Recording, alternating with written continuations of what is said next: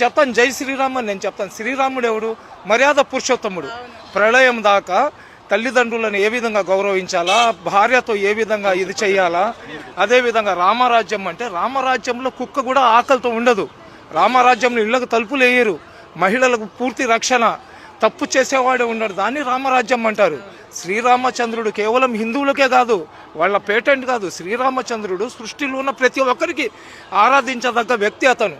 అదేవిధంగా ఎవరైతే మన పరమశివుడు దేవాది దేవుడు అంటారు, శివుడికి దేవాది దేవుడు అంటారు.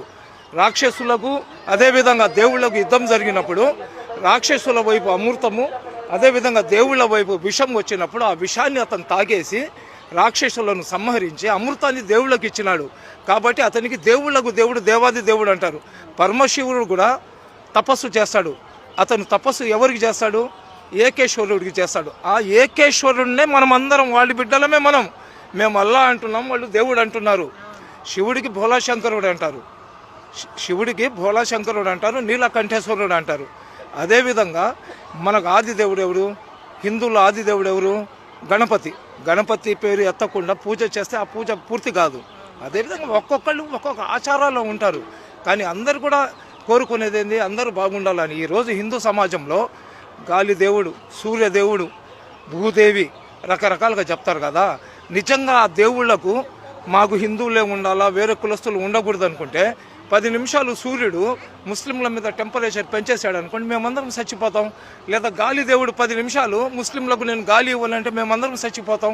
ఇవన్నీ ఏంటంటే పొట్టలు పెంచుకోవడానికి మా బోటి వాళ్ళు, సాధులు, సంతులు ఏంటంటే రెచ్చగొట్టారనుకోండి జనాలు డిస్టర్బ్ అవుతారని.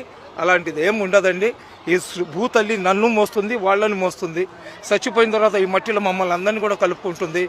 ఈ దేవుళ్ళకు లేని వివక్షత ప్రజలకు ఎందుకండి? దేవుళ్ళకు లేని వివక్షత ప్రజలకు ఎందుకు? చెప్పేవాళ్ళు చెప్తుంటారు, వచ్చేవాళ్ళు వస్తుంటారు. సరేనా? అందరూ బాగుండాలా, అందులో మేము ఉండాలా. నా రాష్ట్రం సస్యశ్యామలంగా ఉండాలా, నా దేశం ప్రపంచంలో ఉన్నతమైన స్థానంలో ఉండాలా. అది ఒక్కటి ప్రతి భారతీయుడు కానీ కోరుకుంటే భారతదేశంలో ఆకలి ఉండదు, భారతదేశంలో నిరుద్యోగులు ఉండరు, భారతదేశంలో కష్టాలు ఉండవు, భారతదేశంలో స్త్రీల గౌరవం ఉంటుంది. ఈరోజు